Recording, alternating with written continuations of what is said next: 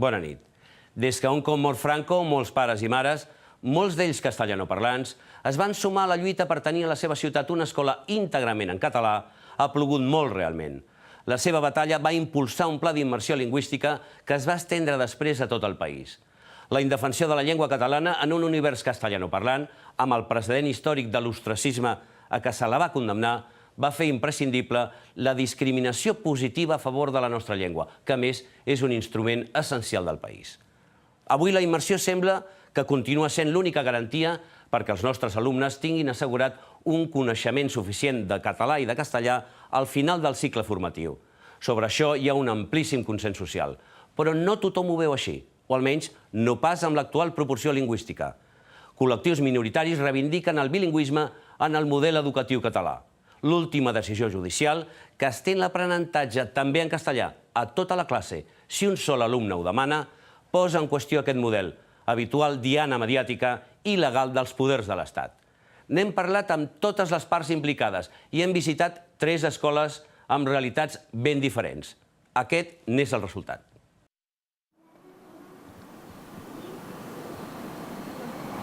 Com t'imagines el país més feliç del món? ¿Entendiste qué tenés que hacer? ¿Sí?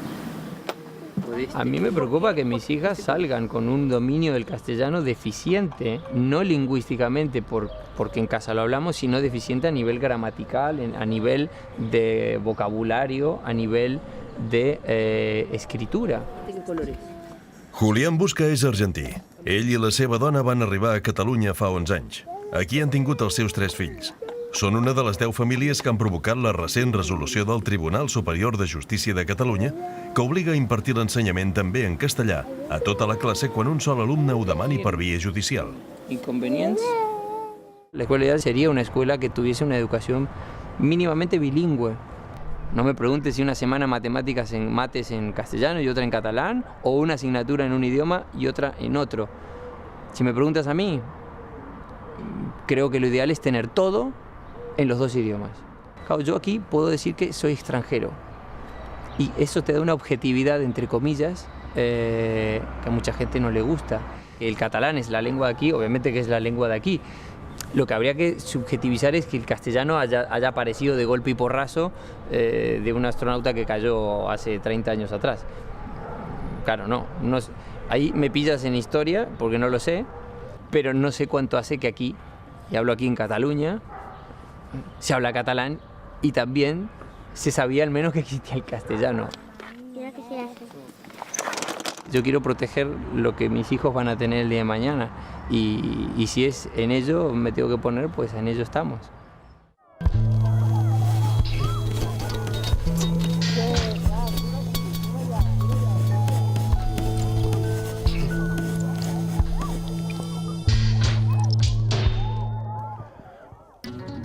Després de 40 anys de dictadura, l'any 1983 el Parlament de Catalunya aprovava sense cap vot en contra i una sola abstenció la Llei de Normalització Lingüística. El país havia canviat profundament, amb la prohibició del català durant el franquisme i l'arribada de més de 2 milions de persones castellanoparlants procedents de tot Espanya, la situació de la llengua catalana era precària. Santa Coloma de Gramenet va ser una de les ciutats que més immigrants va rebre. Als anys 80, més de la meitat dels habitants de la ciutat ni tan sols entenien el català. Enmig d'aquest context, un grup de pares, alguns catalanoparlants i d'altres castellanoparlants, van impulsar l'any 83 la primera escola pública de Santa Coloma amb l'ensenyament íntegrament en català. Era l'escola Rosselló Pòrcel. Hombre, Laura, el Rosselló, ¿cuánto tiempo? Sí. Mira, 30 anys. Vas al 2013, doncs 30 anys. 30 anys. Sí, aquí feien les reunions de P5. Les assemblees de P5 les fèiem aquí. Jo vaig venir de Múrcia en 3 anys. I jo fins a molt gran no tenia terra. Vull dir, estava com fora de casa meva i no volia que als meus fills els hi passés això. I jo pensava que si l'idioma d'aquí era el català, els meus fills tenien d'aprendre en català. Hombre, está clarísimo. Yo hay una cuestión que siempre he tenido claro. Es decir, que nunca me pudiera decir mi hija que había estado 30 años en Cataluña y de alguna manera después de 30 años no se sintiera una catalana más. Eso no podía ser y la única manera era ir a por todo y por todo era que ese proceso lo hiciera desde el inicio. Clar, i el meu ensenyament, jo havia fet el batxillerat tot en castellà, jo havia fet, doncs, tots els estudis superiors havia fet tot en castellà, aleshores jo quan em vaig casar tard, i vaig tenir doncs els 3 fills, doncs clar, jo volia el català per ells, que pel país, Si estic en una porció de terreny que té una cultura, que té un idioma, que té una idiosincràsia, que té uns costums que són els meus, per què he de renunciar a això? Tot i que en diverses poblacions de Catalunya ja hi havia hagut antecedents d'escoles en català, la demanda de Santa Coloma la van aprofitar l'Ajuntament i la Generalitat per implantar un pla pilot d'immersió lingüística que es va estendre ja aquell mateix curs a altres escoles de la ciutat. Un model que s'aniria aplicant progressivament a tot Catalunya. Per això hi va fer tota una sèrie de contactes, sobretot amb pares. Jo mateix vaig assistir a algunes reunions d'aquestes. Em van dir, escolti, president, vostè tiri endavant per aquí. Nosaltres només li demanem una cosa, i és que els nostres fills, a l'acabar els estudis, que també sàpiguen molt, tan bé com puguin saber el català, sàpiguen el castellà. Dic, sí, home, jo sabia que això era bastant assegurat pel fet que molts seguien sent naturalment castellanoparlants a casa i a l'ambient, no? Jo penso que un signe, diguéssim, de la bona rebuda que va tenir a nivell local és la gran demanda que hi havia de famílies que volien entrar en aquesta escola. O sigui, no donàvem l'abast, no és que no tenim més espai, no podem acceptar-los perquè és que no tenim lloc. I realment hi havia molta acollida a la ciutat, però també per part de tots els professors, perquè el professorat no estava, la majoria de professors no estaven preparats per fer classes en català. Això vol dir que van haver de fer un gran esforç per posar-se al dia i per anar-ho fent. Per exemple, els pares mai els deien que canviessin la llengua que tenien a la seva família. Mai li deien, no, vosaltres heu de parlar la vostra llengua, que parleu sempre amb els vostres fills i filles. Nosaltres aquí a l'escola ja els hi donarem el català i el castellà.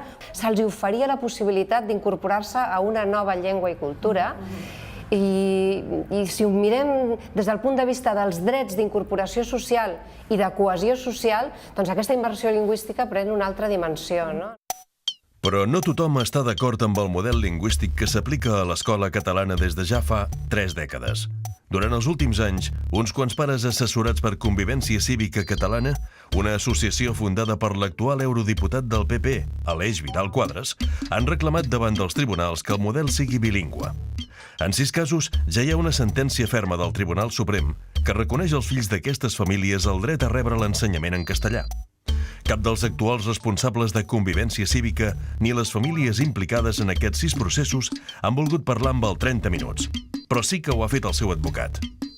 Claro, porque nosotros creemos que la lengua es de los hablantes, no de los territorios. Claro, si aquí tenemos una población que tiene el catalán como lengua vehicular, que es muy respetable, hay otra que tiene el castellano. Por tanto, ambas tienen que convivir. Pues ambas tienen que ser vehiculares. Pues no puede haver una por encima de la otra.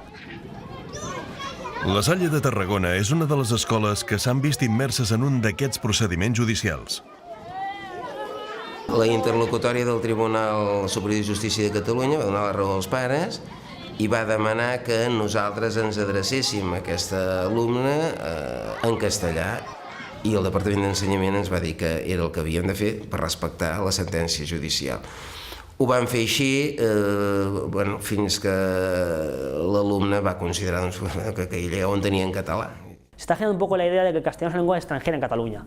No es tanto que esté en peligro, sino que se está convirtiendo en lengua extranjera. Dando la sensación de que es como el inglés. Es una lengua que no es propia de Cataluña, que por tanto es extraña, que se tiene que dominar a efectos económicos, pero que aquí no tiene que tener ningún tipo de preferencia en la administración pública ni en la educación. Claro, es esa visión lo que yo creo que hay que acabar con ella. Es tan propia como el catalán. El castellà serà sempre present a Catalunya i en el sistema educatiu. És un patrimoni també de Catalunya, però la llengua pròpia és el català. Ara, si hi ha gent que no es poden arribar a imaginar que hi ha hagut avis i besavis nostres que no van parlar mai castellà, doncs, escolti, també potser les muntanyes de Montserrat no són pròpies, no? Doncs, ostres, que n'estem cansats d'haver de lluitar per una cosa que no hi hauríem d'esmerçar ni un minut, perquè qualsevol país normal això ho té resolt. I qualsevol país normal, els educadors han de centrar esforços, han de focalitzar els seus esforços en altres aspectes, com el que dèiem abans, en fer generacions preparades per afrontar els reptes d'un futur cada vegada més incert. Si en algun moment veiéssim que aquest model s'hagués de reformar, els educadors que estem molt acostumats a les reformes, de ben segur que el reformaríem. Quan tots ens unim per salvaguardar un model que creiem que cal preservar, vol dir que la unanimitat és absoluta. No me gustan. Coma. El Departament d'Ensenyament ja ha presentat recurs contra les recents mesures cautelars dictaminades pel Tribunal Superior de Justícia de Catalunya que obliguen a introduir el bilingüisme a tota la classe si una sola família ho demana per via judicial. La consellera Rigau ha anunciat que, de moment, no pensa aplicar la mesura. Ahora ya las reglas del juego ya están claras. Cuando un padre pide en un colegio que quiere que su hijo estudie en castellano, toda la clase de entrada tiene que estudiar en castellano y catalán, tiene que cambiar todo el sistema. Es el procedimiento. Es decir, cuando un padre pida eso, se lo tiene que conceder. Vostè pot entendre que perquè un pare demani 24 pares hagin de canviar les seves expectatives lingüístiques perquè un pare ho ha demanat? Això queda clar que no lliga gens. Yo no lo veo como algo en lo que avasallo a todo, de avasallamiento ante las decisiones del resto de los papás que por activa o por pasiva hemos aceptado un sistema que tampoco me ha preguntado si estaba de acuerdo o no en cómo estaba, y que por otro lado no sé cuántos de todos ellos ni están ni a favor ni están en contra. Què hi ha darrere de tot aquest discurs de l'opció lingüística i del 50% i el 50%, etc. Hi ha el no entendre i no voler entendre la realitat catalana i veure com és una realitat que, havent canviat demogràficament, continua mantenint en la llengua un element que no només és identitari, sinó que és de cohesió social.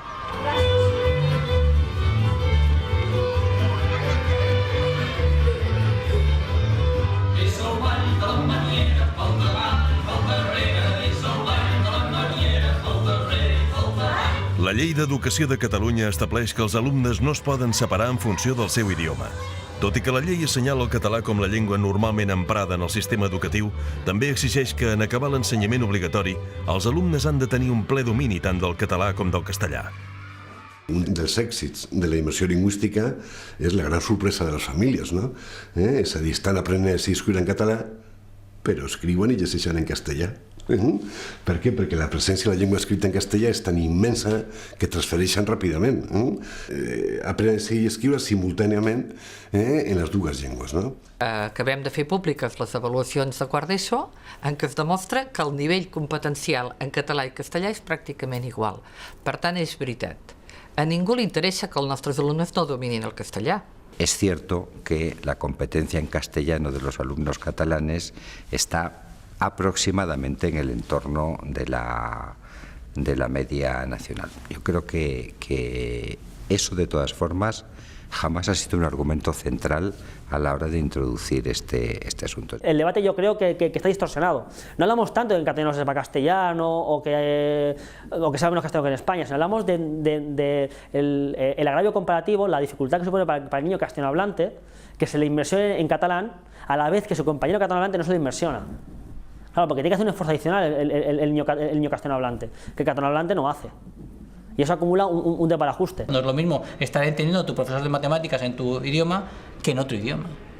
Con lo cual eso és evident. Els estudis que han trobat aquestes diferències s'han fet en casos en què les dues llengües són molt diferents. Estem parlant, doncs, l'anglès i el castellà, el xinès i el castellà. Esclar, comparar això amb la diferència entre el català i castellà és un acudit, perquè la intercomprensió entre català i castellà és pràcticament automàtica. Són llengües de la mateixa família i, per tant, al cap de molt pocs mesos, la comprensió és gairebé al 100%. Avui dia podem dir amb tota tranquil·litat que utilitzant el català com a llengua principal, l'alumnat, tot l'alumnat, independentment de la seva llengua, desenvolupa coneixement matemàtic, coneixement de ciències naturals, coneixement. On tenim problemes en relació amb això és en les persones estrangeres que acaben de venir. Però en el cas dels catalanoparlants i castellanoparlants no hi ha hagut mai cap tipus de problema.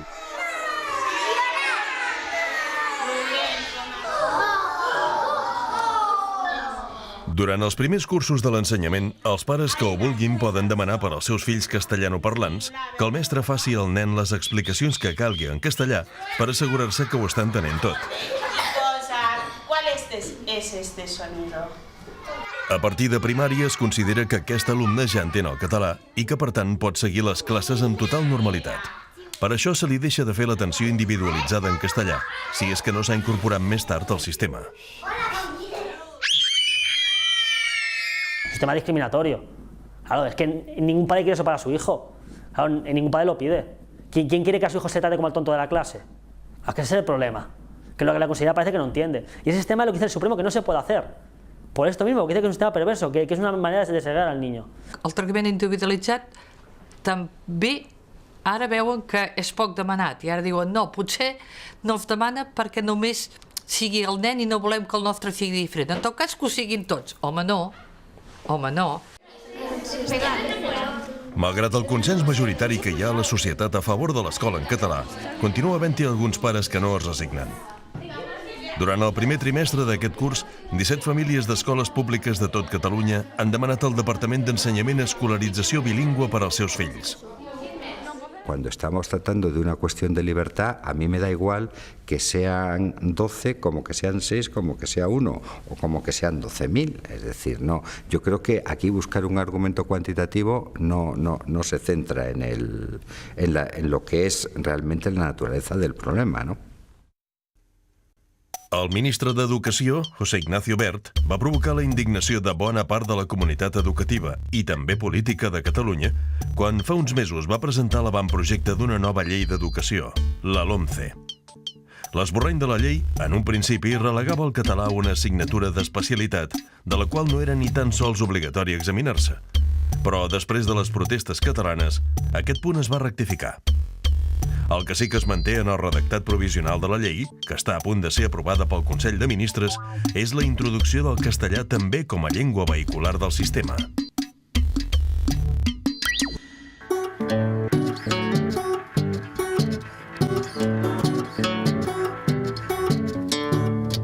La lengua vehicular pasaría a ser el castellano para aquellos hijos cuyos padres lo hubieran solicitado así. Entendemos que esos padres pueden ser perfectamente conscientes del riesgo, llamémosle así, no a efectos simplemente de entendernos, de exclusión social y que prefieren, no obstante, que la lengua vehicular sea el castellano. ¿A mí qué me toca? Me toca garantizar que esa libertad, que es una libertad que tiene claramente establecida y proclamada el Tribunal Constitucional, se puede ejercer de forma efectiva. A qui li correspon regular el sistema és a la Generalitat, perquè el dret a l'educació el garanteix la Generalitat i no hi ha cap norma que digui que existeix el dret a l'opció lingüística. És al revés, el Tribunal Constitucional deixa clar que no forma part de l'article 27 l'opció lingüística per part dels pares. Que passa que anar dient, al final algú s'ho pot creure. La coneguda com a Llei Wert recull que si no hi ha oferta pública on el castellà també sigui vehicular, la Generalitat haurà de pagar a les famílies que ho desitgin la matrícula en escoles privades en llengua castellana. Un model d'escola que, de moment, no existeix. Comprendrà que això és la polèmica servida, perquè si hem defensat que no hi ha d'haver divisió per raó de llengua i t'obliguen a fer una oferta diferenciada i a finançar-la, t'obliguen a separar per raó de llengua. Y escolta, això està a l'Estatut de Catalunya, això no ho podem acceptar. Insisto, se trata de una solución de último recurso. Antes de llegar a ella, basta con que exista una oferta razonable de bilingüismo integrado sostenida con fondos públicos para que esa cláusula de salvaguarda no entre en aplicación. L'associació Impulso Ciudadano, una plataforma que ha presentat diverses esmenes a la llei Wert perquè la troben insuficient, encara va més enllà i demana indemnitzacions. Se ha causado un perjuicio que es mesurable. El niño no ha sido escolarizado en la lengua a la que tenía derecho o en las lenguas a las que tenía derecho. La administración ha de indemnizar por haber causado ese perjuicio, ese mal. Y ese es el principio básico que además creemos que sería especialmente afortunado que se introdujera en la LOMCE.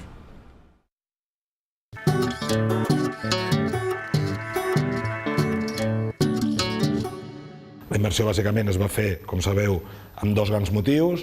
Per una banda, per garantir el coneixement i la pervivència del català, que es veia en aquell moment minoritzat, i per una altra banda per garantir la cohesió social i evitar la segregació dels nois per motius de llengua.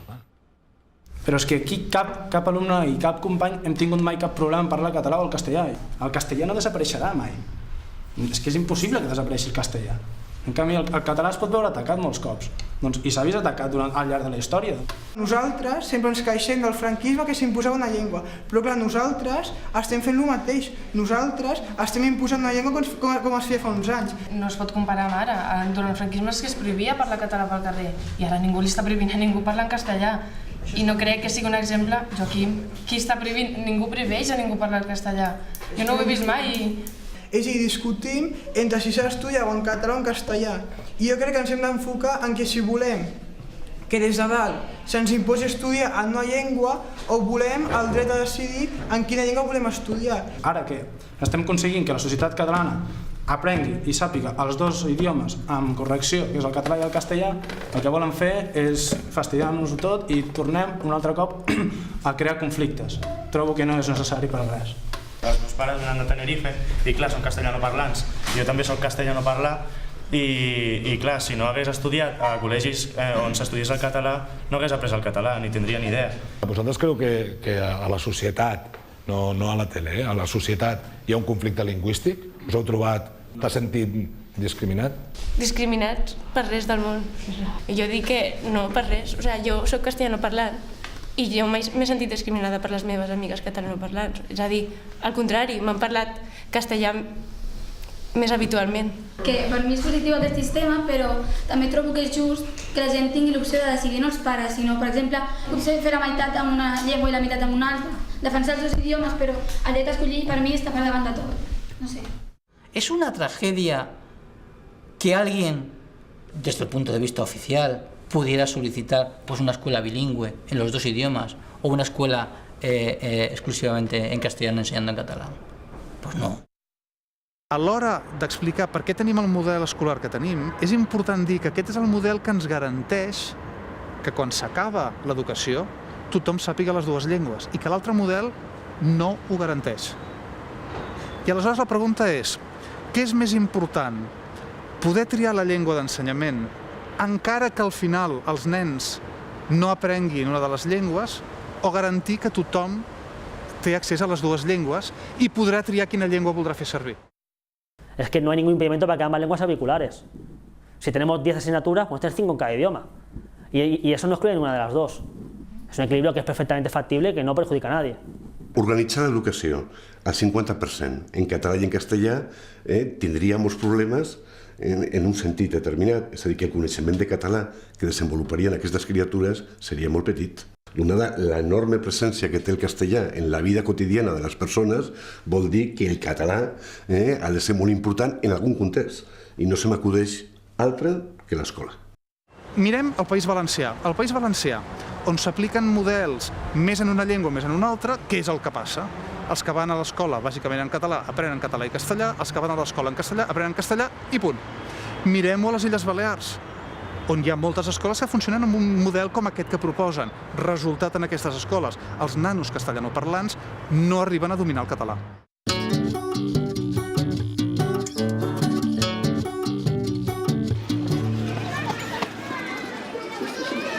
Hola Laura. Hola Sayo, ¿qué tal estás? Muy bien. ¿Tienes ganas de venir a Bilbao? Sí, tengo muchas. Els alumnes de 5è i 6è de primària de l'escola Farigola de Seva estan preparant un intercanvi amb una escola de Bilbao. El viatge forma part d'un programa del Ministeri d'Educació que promou projectes conjunts entre escoles de diferents comunitats autònomes. Pels nens de Seva, un poble d'Osona majoritàriament catalanoparlant, els servirà sobretot per reforçar el castellà. La gran dificultat era la manca de lèxic i de vocabulari, perquè molt vocabulari no el tenen, fan interferències al català, tradueixen literalment, i clar, també faltava l'accent, evidentment l'accent és de la plana. Clar, com que no l'utilitzen, que és això, que després el canvi de xip és ràpid, perquè com que el tenen a dintre, a veure, en saben, l'únic que han de fer l'han de treure, d'acord? Però notem que hi hem conegut molt, a nivell oral, molt. Hay que perseguir a los chicos ya. A un chico va, tocamos. Va, los chicos a las chicas, va. El Consell Escolar de l'Escola Farigola, a més, va decidir que també l'assignatura d'Educació Física s'impartís en castellà per augmentar així l'ús d'aquesta llengua entre els alumnes. Els pares en un principi ho tenen molt acceptat i coincideixen amb l'escola de que s'ha de reforçar la llengua castellana. Respiramos por la nariz, sacamos el aire por la boca. No estem tancats d'ampliar-ho amb alguna altra àrea. De fet, el departament ho permet, això. Aprovant-ho, notificant-ho, ho permet. Nosaltres som conscients que hi ha realitats socials diverses i, per tant, cada centre en el seu projecte lingüístic decideix en quin moment intensifica a través d'alguna activitat el domini, per exemple, del castellà. No és cap anomalia, és una previsió que hi ha en els projectes lingüístics. El que no pot ser és que per qüestió ideològica s'imposi un 50 i un 50.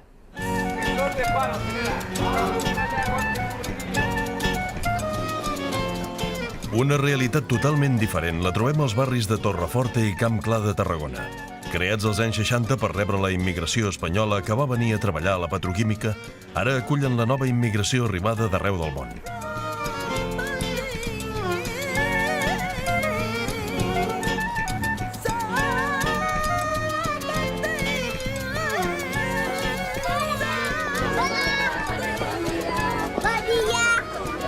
A l'escola pública Camp Clar, només 4 alumnes d'un total de 400 parlen el català a casa. Més del 65% dels nens i nenes d'aquesta escola són de famílies vingudes de fora d'Espanya. La resta són castellanoparlants. Qui ha vingut avui? Frases curtes que ha vingut avui amb vocalitzacions. La galeta té forma... De què té forma? Quadrat. Imatges. És un quadrat, el tovalló, també. En les rutines això els dona molta seguretat a ells, perquè són frases curtetes que no canvien mai, són els exponents lingüístics que diem. I això, clar, ells al principi potser no t'ho repeteixen, però conforme que van passant els dies tu veus que s'enganxen. Crec que el segon trimestre comencen a entendre. Però tampoc, això cada nen és diferent. Això és com caminar. Tothom no comencem a caminar a la mateixa edat. Què hem vingut a fer aquí avui? A jugar. A què? A les botigues. A les botigues? La Salma, en Youssef, la Sumaya, la Wizat i en Riyad ja tenen 5 anys i comencen a articular frases més llargues i ampliar el seu vocabulari en català. Com es diuen aquestes de color vermell, aquestes fruites? Com es diuen? Fresa. No, maduixa, molt bé. Aquesta, a veure, ensenya-li als companys. No, això és un enciam. De quin color són els enciams? Youssef, què és això? Te'n recordes? Què són? Taronja. No, aquestes allargades. Wizal, torna-ho a dir. Pastanaga. Pastanaga, molt bé. És molt important fer la immersió en català perquè és l'únic lloc en què els nostres alumnes tenen el contacte amb la llengua pròpia de Catalunya. Perquè al barri no parlen castellà, sinó que parlen moltíssimes llengües més, o àrab, o amazic, o moltes altres. Jo vull anar. No, que m'han petit.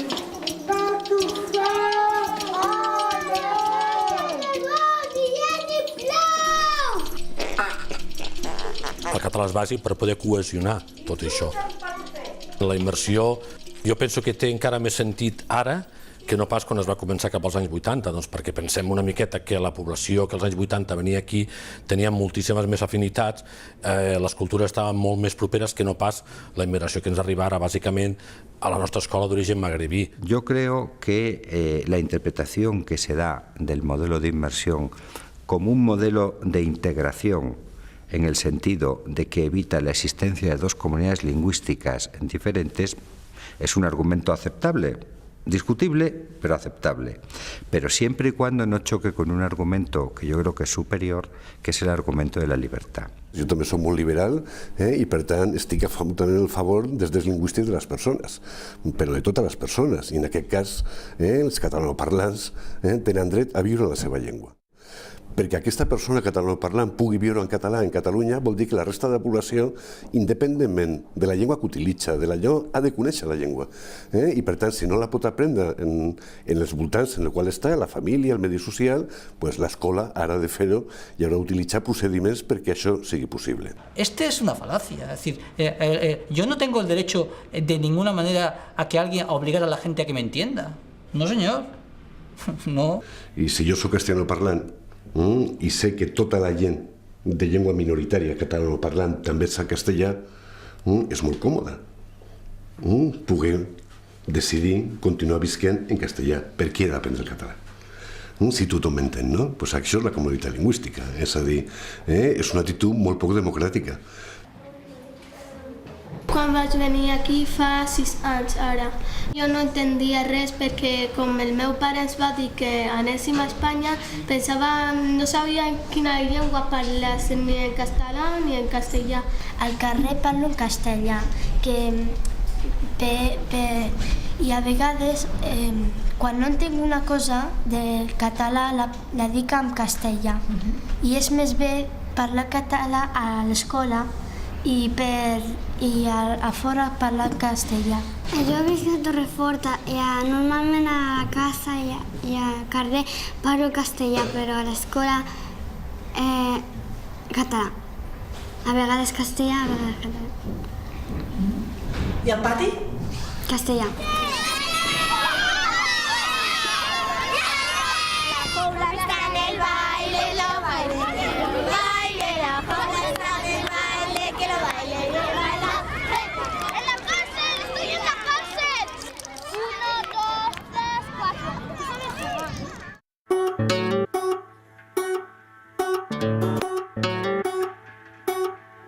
S'ha donat molta importància a l'aspecte acadèmic de la llengua, a l'aspecte escolar, però en canvi molt poc al del lleure. Jo crec que si s'hagués invertit en esplais, activitats de lleure, esportives, en el que és l'oci dels nanos, ara no estaríem en aquesta situació, perquè l'haurien convertit en una llengua de relació i no en una llengua que associen a l'escola.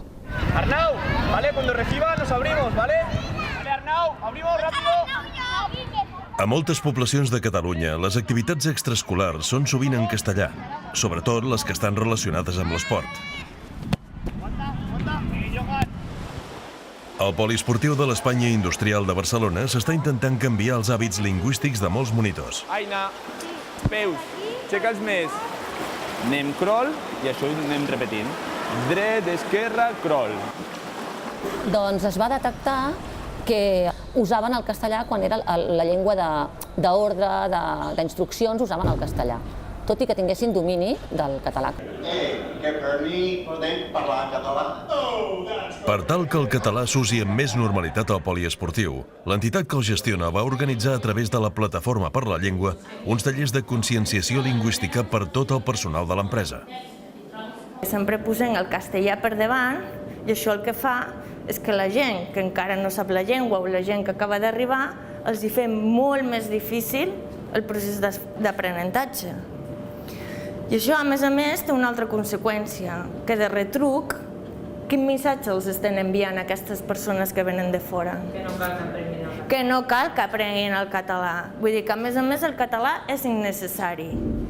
I una altra cosa també, que potser és més subtil, però que jo penso que és igualment important, que és que els estan dient que tu ets de fora.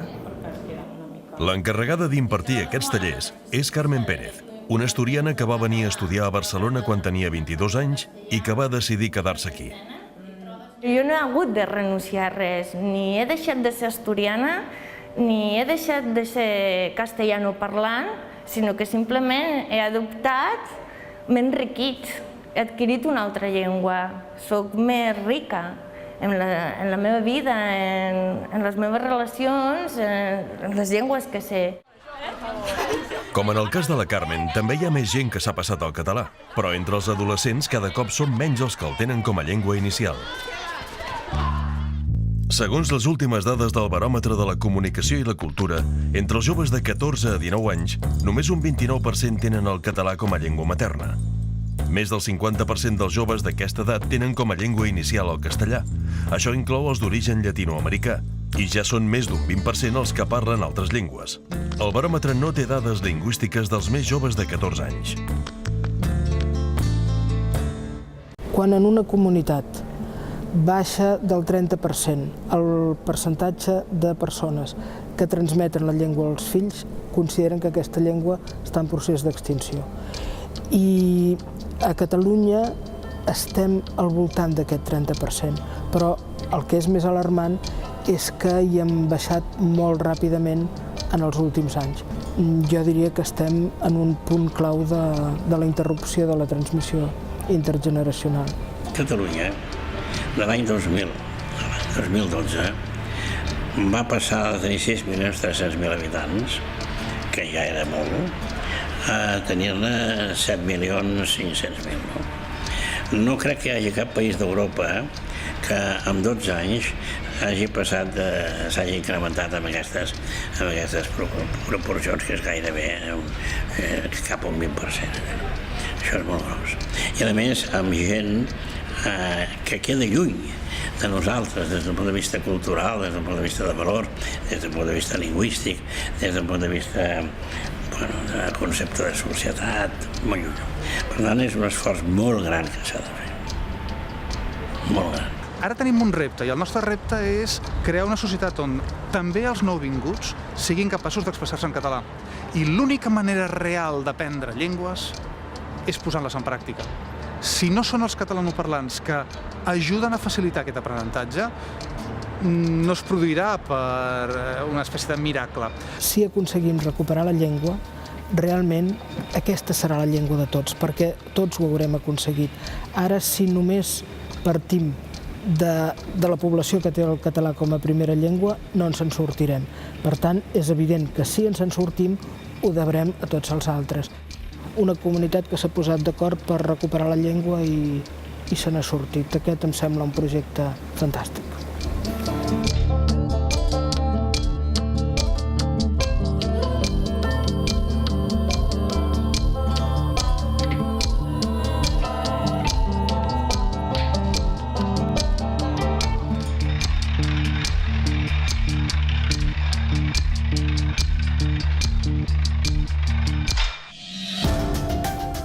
I la setmana que ve, a la Xina, robar nens i vendre'ls ha esdevingut un gran negoci.